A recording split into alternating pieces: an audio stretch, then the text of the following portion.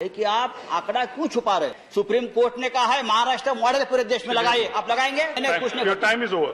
क्या time is over? अरे अभी तो मैंने शुरू किया। भारत सरकार का काम होता है उसको पब्लिश करने का, उसके अलावा हमारा कोई काम नहीं हो। मेरे पास यहाँ आंकड़ा है, मैं स्टेट का नाम देके नहीं बोलना चाहता।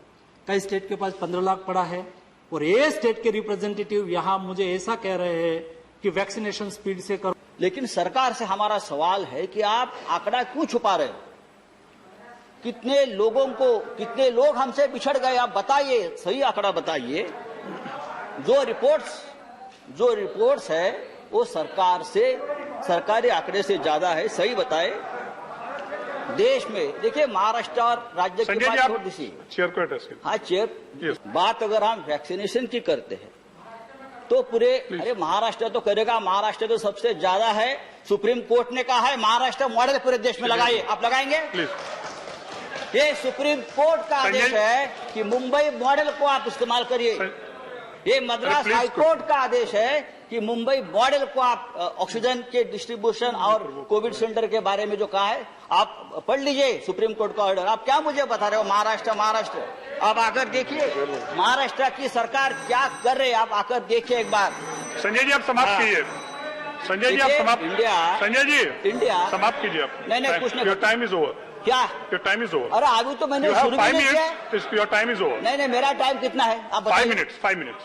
तो 5 मिनट नहीं हो गया? नहीं हो गया, 5 मिनट नहीं हुआ। यू स्टार्टेड ऑन आपका टाइम 3 पर। तो सर, तो लॉकडाउन चल रहा है, लॉकडाउन चलता रहेगा, लेकिन मास वैक्सीनेशन नहीं इससे चलेगा। हमारे देश में अब तक कितने वैक्सीनेशन हम कर चुके हैं? 125 करोड़ का देश है, कितने % हम वैक्सीन अब तक कर चुके हैं?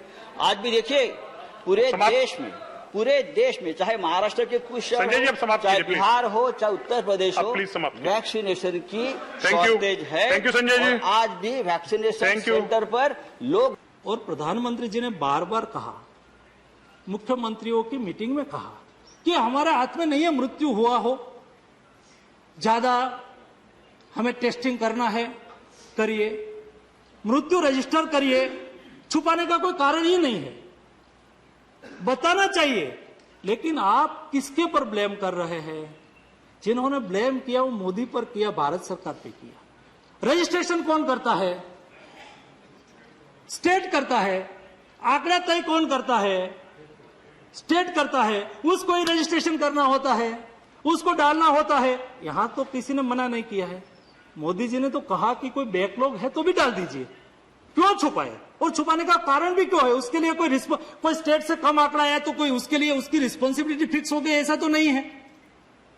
ये जिम्मेवारी का विषय है। लेकिन भी मैंने देखा कि यहां कई सम्मानीय सदस्यों ने कहा कि भारत सरकार आंकड़ा छुपा रही है। भारत सरकार जो स्टेट गवर्नमेंट आंकड़ा भेजती है उसको कंपाइल करके पब्लिश करती है।